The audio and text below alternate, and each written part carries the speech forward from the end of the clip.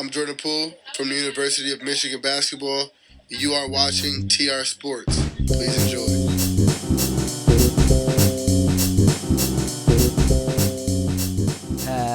Hello, everybody, and welcome back to TR Sports. I'm your host, Toby, and we're back for another week of TR Sports. I believe it's week 15 now, and that's not counting the 3 weeks that we took a break in the summer. And the 3 weeks were 1 week. I just was really tired, wasn't feeling it. And then the last 2 weeks, I was on vacation in Japan. So now we're back, and we're ready to dive right into the podcast. I had a lot of fun in Japan. I'm sorry you guys didn't get the podcasts, but it was simply very hard to not only make a podcast in Japan, but making it come out in Sunday. So I decided we're going to take the 2 weeks off, and I feel refreshed. I feel ready to go, and I'm ready to do this almost new season of the podcast. And there's a lot that happened when I was gone. The trade deadline deals, a bunch of other stuff that I'm not going to be able to cover, and this is the stuff that I want to talk about. Might not be all of it. I might miss a couple things, but that's my bad. There was a lot of stuff that happens in 3 weeks, I guess it is now, counting this week, which has a podcast. So today's lineup, we're going to start off with the Miracle Mets is what I'm going to call them.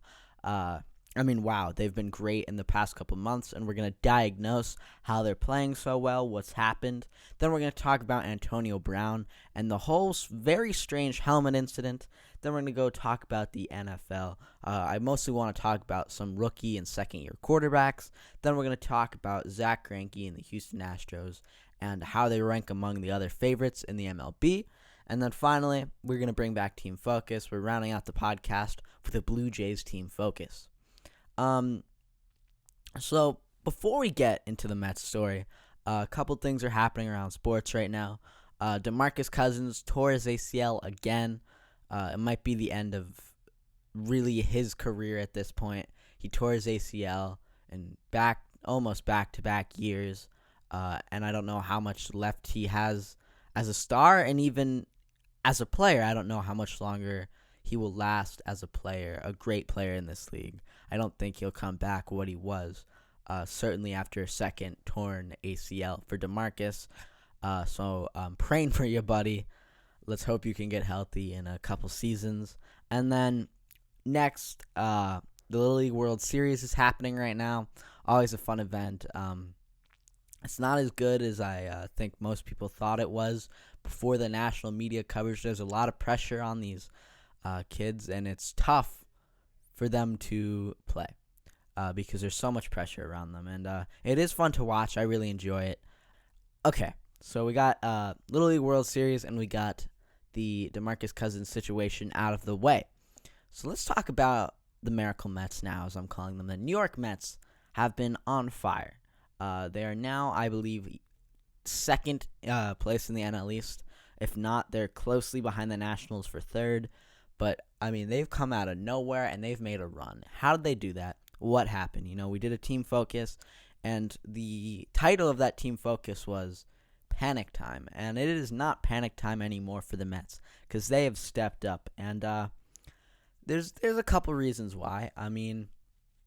They acquired Marcus Stroman at the deadline, which turns out to be a great move. The whole team has an ERA after the All-Star break of 3.24. That is great. And that is because of the starting pitching, and that's because some of the bullpen has really picked it up. Guys like Seth Lugo up until really recently. Seth Lugo had a 0 ERA in July. The man had a 0 ERA in July. And compare that to his ERA of 4.85 in June. That is a huge step up as reliever. In August, he had 2-0, no runs for his first two relief appearances, but then he had a 135 ERA as of Wednesday, the 14th of August. And he also had a 4.50 in the relief of August 10th. So he's got a 10.13 in August, but that's because of only the past two reliefs for him.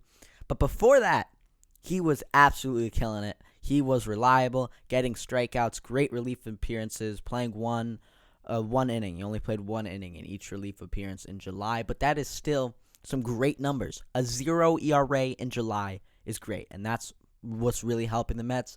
Guys like Seth Lugo stepping up. Marcus Stroman, I said they trade for him, and he not only has been playing great baseball for the Mets, but even before the Blue Jays traded for him, he was playing some of his best baseball. Other guys, though, like Edwin Diaz, has not really done anything to help out the Mets at this point. They made the big trade for Cano and Diaz right before the season started, and that does not look like it is doing anything. He has a 5 ERA in May, 8 ERA in June, 6 ERA in July, 10.8 in August. So he's not been what they needed at all. He's not been reliable, and so it's not Edwin Diaz that is carrying these Mets team. It's not everyone in the bullpen stepping up. It's the rotation playing great.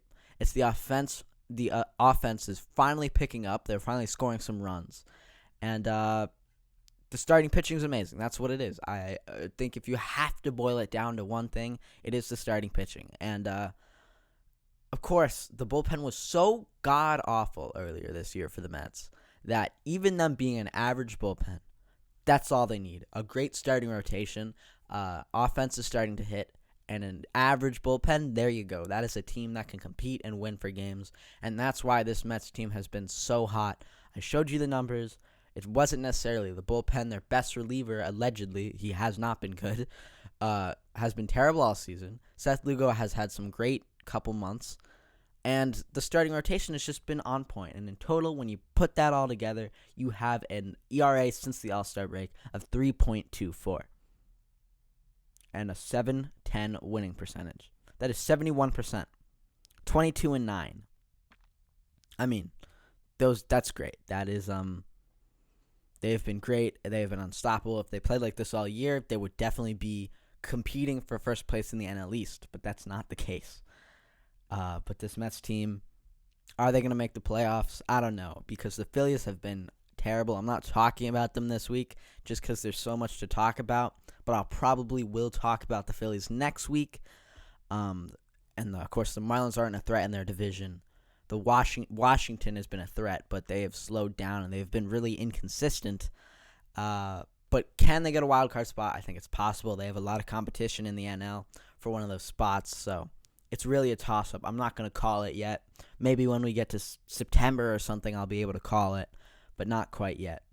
So when we come back on TR Sports, we're going to be talking about Antonio Brown and his very, very strange helmet thing that went down and the whole Raiders situation. We're going to talk about John Gruden. All of that up next on TR Sports.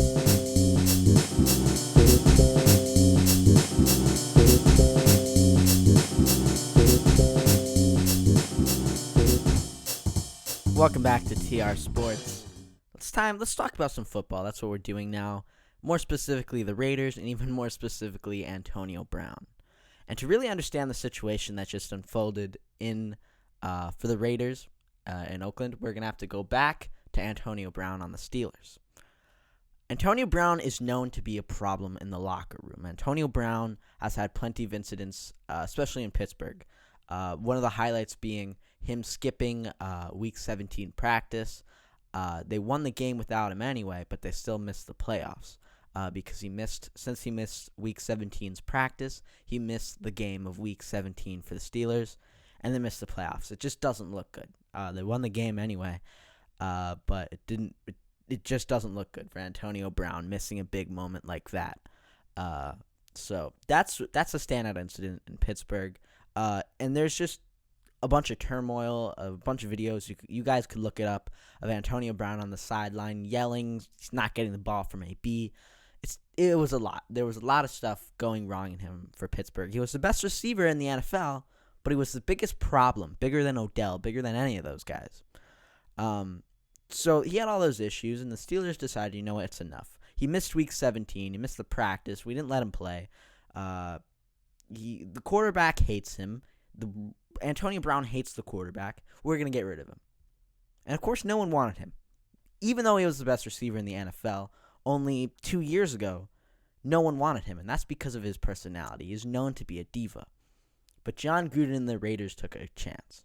They took a chance on Antonio Brown, and they traded a 3rd and a 5th round pick for him, which I think personally is a great deal. We'll get more to that after I explain. We'll talk more about that deal after I explain what just unfolded in Oakland. So now Antonio Brown's on the Raiders. Training camp starts. Antonio Brown goes to the first week of training camp. After that is missing. He's first had some weird foot issue where he was in one of those ice things that I'm forgetting the name of, and his feet were injured. So that was happening. It was terrible, right? Weird situation. But then there's more to it. You find out that Antonio Brown is mad and is sitting out days and days of training camp because he doesn't have his helmet. Because the helmet he's worn for his whole career is now being discontinued by the NFL. They are saying, it's too old, it's unsafe to play in. And Antonio Brown's really mad. He really wants this helmet. So he's like, you know what? I'm not practicing with the team. I'm not going to play until I get my helmet.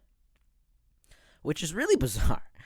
But it gets weirder. Not only is he not going to play, at one point he was threatening retirement over his helmet. He said, you know what, NFL? I'm going to go to you, and if you don't allow me to play in my 10-year-old helmet, then I'm going to retire from the NFL. I don't need you. And that's especially ridiculous for 2 reasons. Number one, he's a top 5 receiver in the NFL. And number 2, he's got $30 million to make next year. If he retires over his helmet, he will miss out on $30 million, which is just crazy for anybody, including Antonio Brown.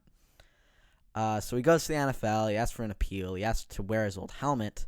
But, of course, the NFL rejects it. And Antonio Brown goes, you know what? Doesn't matter. I'm gonna play anyway. My bad. Yeah, that's what happened. So all the bluffs that he made were fake. Wasn't true. He was just trying to get his way, and he failed. And that's who Antonio Brown is.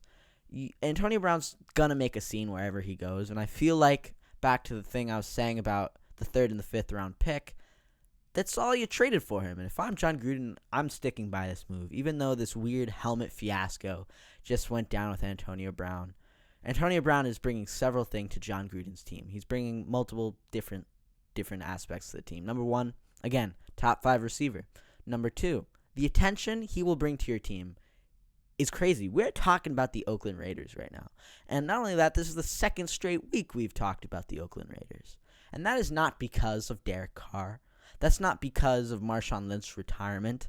That is not because of other players on the Raiders like Clelin Ferrell. This is because of Antonio Brown. And John Gruden so far has gotten what he's wanted. It's worked out for him so far. But when it comes down to the play on the field, I don't think the Raiders are going to be anything super special. I believe Antonio Brown's going to have a down year. It's just a worse situation for him. Other than the arguments that he had with Ben Roethlisberger in Pittsburgh. I feel like in general the Raiders are a worse team than Pittsburgh, but we will find out. I certainly think the Raiders are one of the more interesting teams in the NFL to talk about and watch. They have the Hard Knocks, which I haven't watched yet. I probably will talk about it when I get around to watching it, probably at the end of training camp. But they're one of my favorite teams to talk about and look into because they're so strange. The personalities on that team is really fun to watch and talk about. And that's why, again, it's the 2nd straight week we're covering them. So that's the Antonio Brown fiasco. Weird situation, but it is Antonio Brown. The Raiders knew what they were going to get. I believe it was a smart move for Antonio Brown. Also, Strong Opinion Sports, another podcast that's much more popular than mine, did a story on that. So if you're looking for more content on the Antonio Brown stuff, go to Strong Opinion Sports. Great podcast. But yeah, that is the Antonio Brown situation. When we come back, we're going to talk about NFL news in general. There's a lot that happened, but more specifically, rookie QBs and second-year QBs, as I said earlier, right here on TR Sports.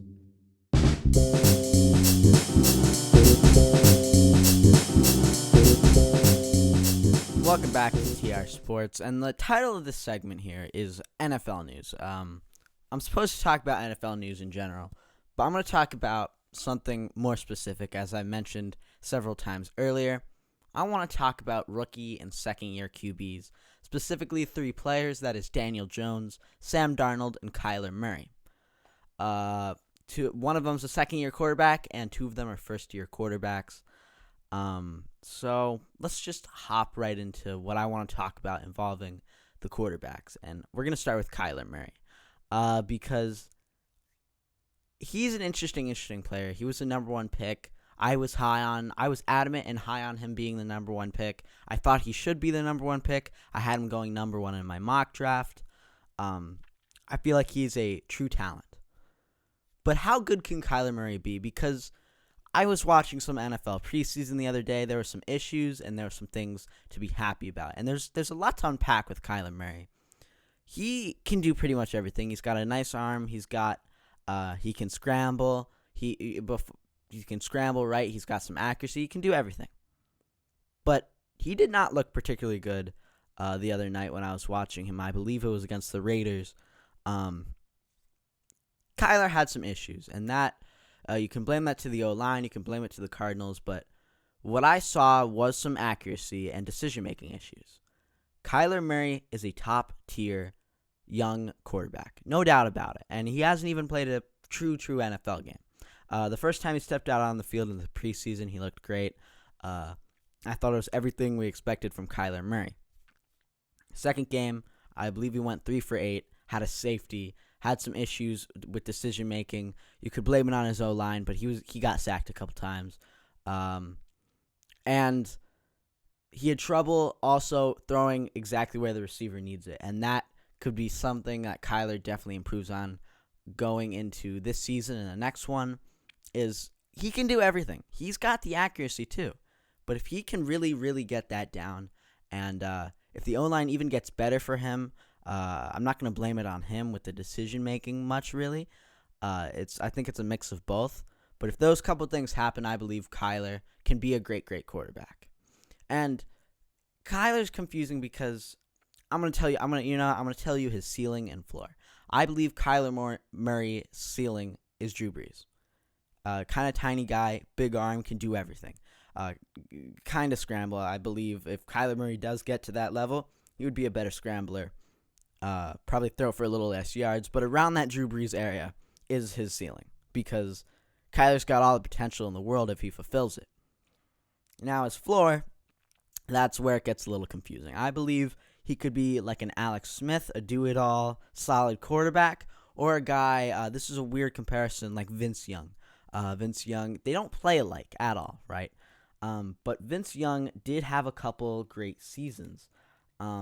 So I do believe that if Kyler were to be, not fulfill his potential and really not do what was expected of him, I believe he could be like Vince Young in the case where he has a couple of good seasons, maybe even a great season, but most of his seasons are average or not good, right? That's what I believe Kyler's floor is.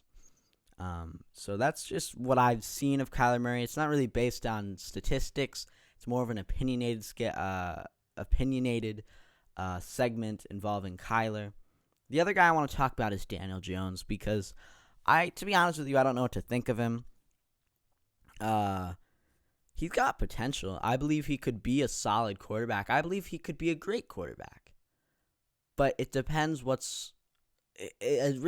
it's all circumstantial, I believe, with Daniel Jones. I don't know enough about him to really tell you, Daniel Jones is going to be a stud. And I don't feel like I know that he's going to be that level yet. I also don't want to say he's going to be bad because what I've seen of Daniel Jones is very, very solid. He's good on the short passes. He's got some accuracy. It looks like the team's around him. It looks like the coaching staff's behind him. Even though they're a little weird with keeping Eli Manning as the starter, they like Daniel Jones. They clearly want to put him as their quarterback. And as their, top 10 pick, they expect a lot out of him. And the question is, can he deliver on that? Because he's nothing special. That's the issue with Daniel Jones. Looking at him play, there's nothing that you're like, that kid, he has the it factor. He's going to lead this Giants team. No, it's not there. But it definitely could happen. And what he could really work on, if I had to give him one little thing, I haven't really watched much film at all on Daniel Jones, but it doesn't look like he's got an arm. And I saw some of his stuff at Duke. what he would do is pass it off to his weapons. If you said weapons at Duke, right? Didn't have much, but he would pass it off to the receiver, let the receiver do the work. But he's good at that. He's good at the accuracy, and what we saw, especially that touchdown pass against the Jets from Daniel Jones, he's got an ability to put it in the place where the receiver wants, and that's what Kyler could work on, as I was saying earlier. Kyler could be more like Daniel Jones in this instance, putting the ball exactly where the receiver wants in the right place. Because that's what Daniel Jones is good at, and he's good at the short ones. But if he can get the long ball down, from what I've seen, I believe he could be a solid quarterback. He could be a solid quarterback with just these weapons. I don't hate the pick that the Giants made of Daniel Jones. I will watch more film. I'll probably give you a follow-up before the season on what I really, really think of Daniel Jones. But what I see right now is nice, accurate, short passes to the receivers. First down, 5 yards, 5 yards, 5 yards, stuff like that, right? That's what I've been seeing from Daniel Jones. And he's got potential. He definitely does. Especially for the Giants, he could definitely be an Eli Manning for the Giants in the future if he works on a couple things. And he's got potential. He's definitely not a bad quarterback. Sam Darnold. Also, last year I didn't think he looked really good. He had problems with interceptions in college. He did not do a great job last year necessarily, not only with the interceptions, just in general, right? He was definitely one of the best young quarterbacks, but I'm just not a big fan of Sam Darnold. But I was watching some NFL preseason with Sam Darnold in it, and his ability to throw into tight windows definitely looks better. There's some stat of last year that Sam Darnold went like 4 for 38 on tight window passes last year, but on this one drive in the preseason that Sam Darnold threw 2 tight windows in that one drive, compared to his 4 all of last year. So it's some stat like that. And, it is preseason. Take it with a grain of salt. But Sam Darnold definitely has shown improvement. And I believe Sam Darnold could be a good quarterback. How good do I think Sam Darnold's going to be? I'm not sure. Again, it's preseason. I need to see a little more of Sam Darnold, but he's definitely shown improvement, and that's a good sign. Do I think he's going to be anything special? I've never been a big Sam Darnold fan. I don't think he's going to be anything outstanding. I believe his ceiling, I guess, would be a glorified kind of Mark Sanchez in a way, better than Mark Sanchez. Definitely his ceiling's a lot better than Mark Sanchez, right? But I need to find that player in between a guy like Mark Sanchez and Eli Manning. He's somewhere in that rating, he lands somewhere there on that scale. And I just got to find where that is. And I'll, again, probably give you a follow-up on that later this year regarding Sam Darnold. Again, that's a big gap between Eli Manning and Mark Sanchez, but you know what I mean. He could definitely lead this Jets team places if they get a good enough roster around him. And he's shown that he works hard and can improve in every facet of the game for him. So he's got a lot to work on, but he's shown that he can do that. So those are the 3 quarterbacks I really wanted to talk about regarding the NFL. Good things for all of them. My favorite part of the preseason's watching the second and first year quarterbacks play and seeing how they do compared to our expectations. One of my favorite parts. So that is the NFL news segment. Again, let me just review what I said. Kyler Murray could work on his accuracy, getting the ball exactly where the receiver wants. Gave up a safety last game, which was terrible. But Kyler Murray's got the skill and the talent to be at the next level in a couple of years. Daniel Jones, we don't know yet. He's shown that he can do those short, accurate passes. Can he throw the ball down the field? I will watch more film regarding him and talking about what I think his ceiling and floor are. Sam Darnold, we said his ceiling is somewhere between a glorified Mark Sanchez and an Eli Manning, and I believe he's got potential. He's shown that he's improved from last season in the preseason, and we'll see what more he can do going forward. So those are the 3 quarterbacks. But when we come back on TR Sports, we're going to be talking about the Houston Astros. They're they got Zach Greinke now, and they look like an absolute force coming out of the AFC. So coming out of the AL, not the AFC, my bad. The AL. They look like a force. What can they do? Are they the best team in baseball? We'll find that out next on TR Sports.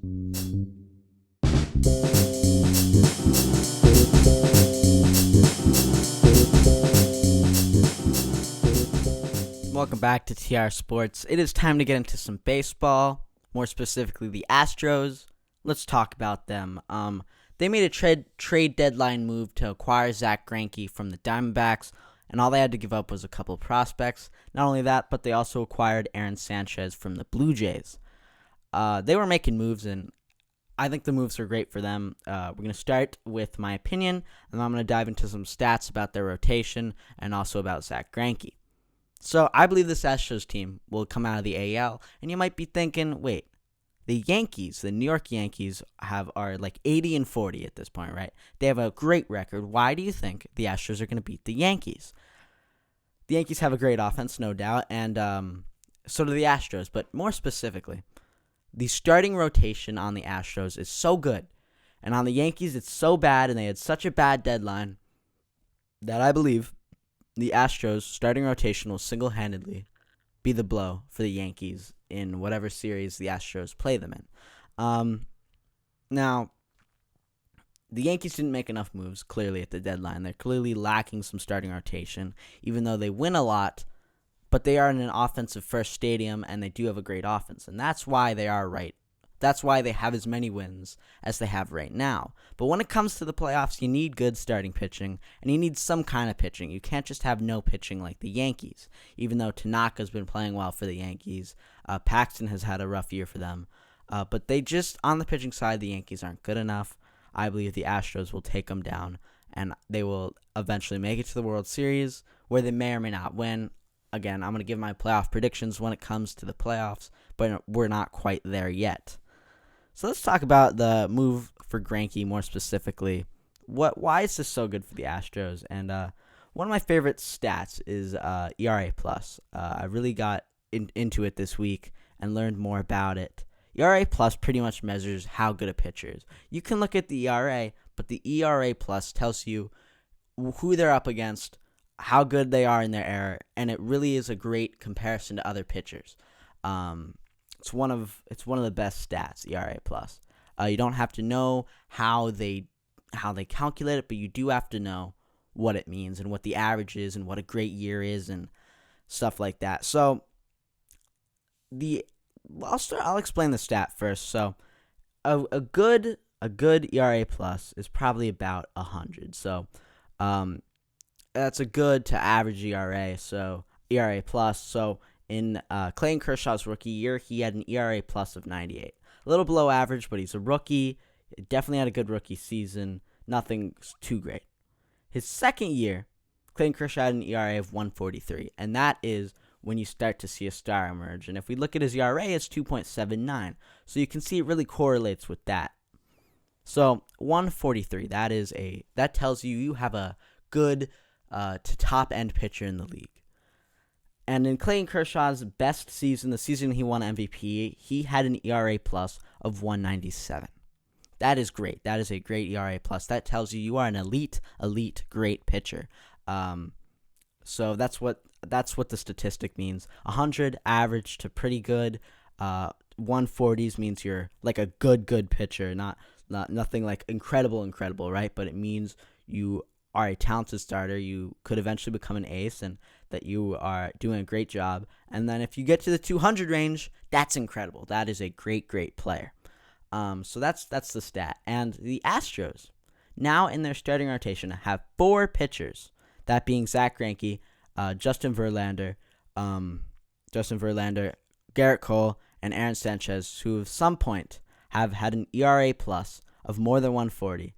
And they're the first team to have that since the 1907 Cubs. Man, that's all you got to know about this Astros pitching. That's it. That's all you got to know. If you're confused about the lineup and you're confused about stuff, look at that stat. 4 separate pitchers with an ERA+ of 140. As we just explained the stat, that means these pitchers are very good. And not to mention, I'm sure if we were to look at Justin Verlander and Garrett Cole and Zack Greinke individually, they would be higher than 140. But, of course, Aaron Sanchez is not necessarily at the same level as those 3 of Greinke, Cole, and Verlander. But that is quite a stat. 140 ERA+ for 4 separate pitchers on the Astros. And that shows you that the Yankees are The Yankees don't have starting pitching, and not only do they not have starting pitching, but their offense against this rotation will have issues, and that's why I believe the Astros are going to come out of the AL and they're going to go to the World Series and play whoever comes out of the NL, which will probably be a team like the Dodgers. But again, final predictions for the playoffs is much later than now.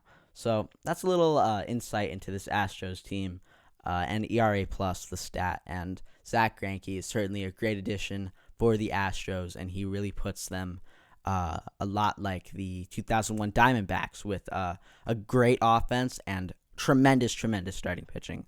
So this Astros team already has won one. Can they win two in this 5-year span that they're having right now? So when we come back, we're going to be talking about the Toronto Blue Jays. Bo Bichette is a beast. Vladimir Guerrero, Cavan Biggio's kid. We have so much to talk about on the Team Focus, and that's right here on TR Sports.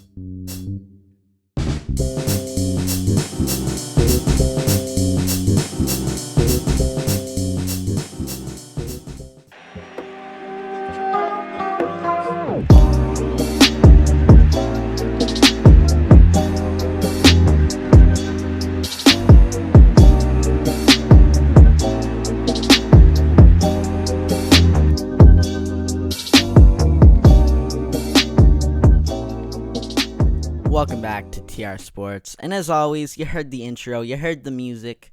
It is time for Team Focus here on TR Sports. TR Focus, Team Focus, all that. It's right now. We're going to be talking about the Toronto Blue Jays, and they have a good young core of 3 players whose dads were all Hall of Famers, which is interesting. But I want to talk about those guys, but I'm also going to talk about the struggles that they have had recently. So a couple of years ago, around 2014, 2015, the Blue Jays were a top-tier team. They were better than the Yankees. They were exciting to watch. They were in the playoffs. We all seen some of those famous hits by guys like Jose Bautista with that famous bat flip in the playoffs to beat the Rangers and move on to the next round. But since then, they've really fallen off. They lost a lot of their guys from that team, and now they have to rebuild, and they're getting younger and trying to start to get to that winning level once again. And this year, they certainly have not been good, with a very bad ERA of 4.67 for the whole team this year, and not a good offense either. But the offense at least has some sparkle of hope. Of course, they had one good pitcher this year, Marcus Stroman, and they also had Aaron Sanchez, but they shipped one of them to the Astros, and they shipped the other to the Mets, which is Marcus Stroman to the Mets and Sanchez to the Astros, as we both talked about them earlier in the podcast. And now we're talking about their old team. So the 3 Hall of Fame kids are Cameron Biggio's son, Cavan Biggio, who is not having a good season since his start. Vladimir Guerrero's kid, Vladimir Guerrero Jr., who is having a iffy season, but we'll talk more about that in a second. And finally, Bo Bichette's, the son of the Big Bichette, who I'm forgetting the first name for some reason, but he was a star in his day, and he was very good.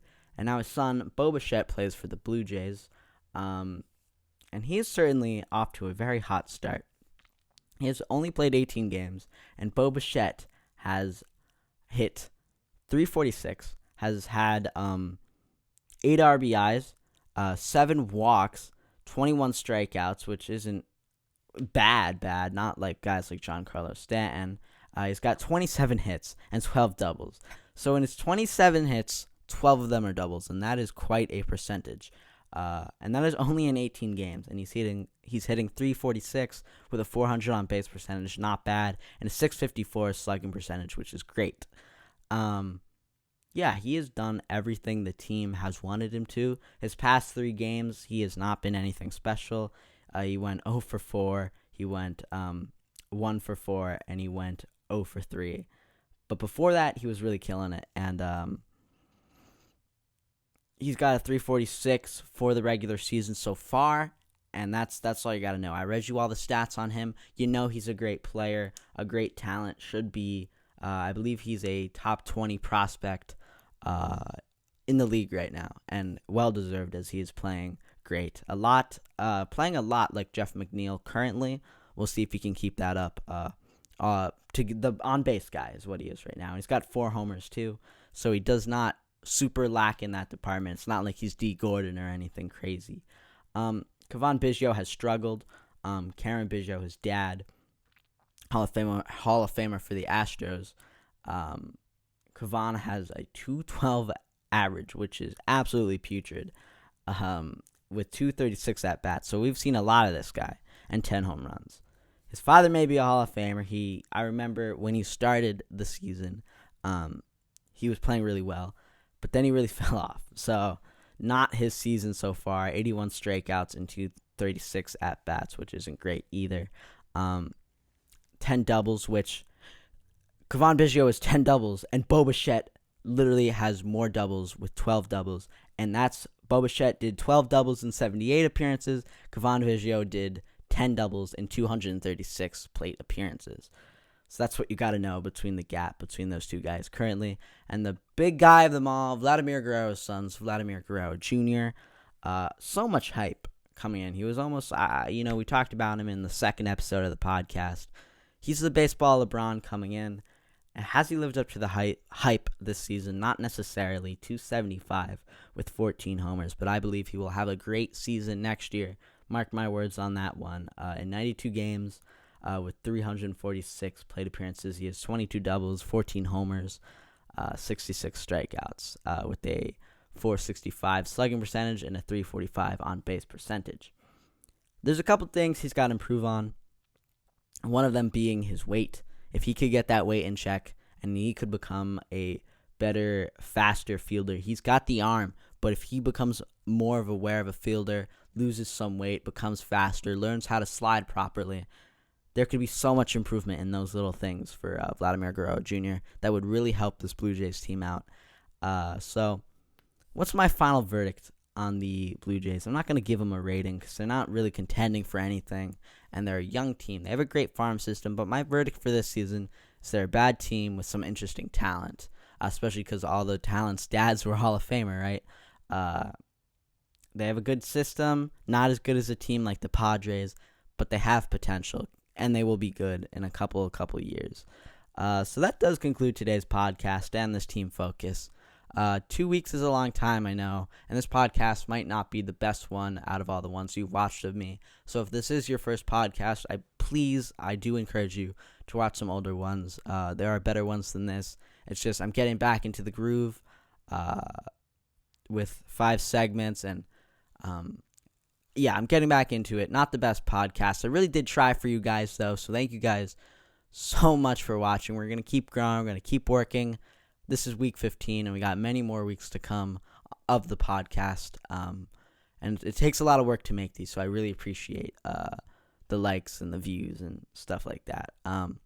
Also, consider subscribing if this is your first podcast. But that's all I got to say. Thank you guys so much for watching, and I will see you guys next week on week 16. Thank you guys so much. This is TR Sports, signing off.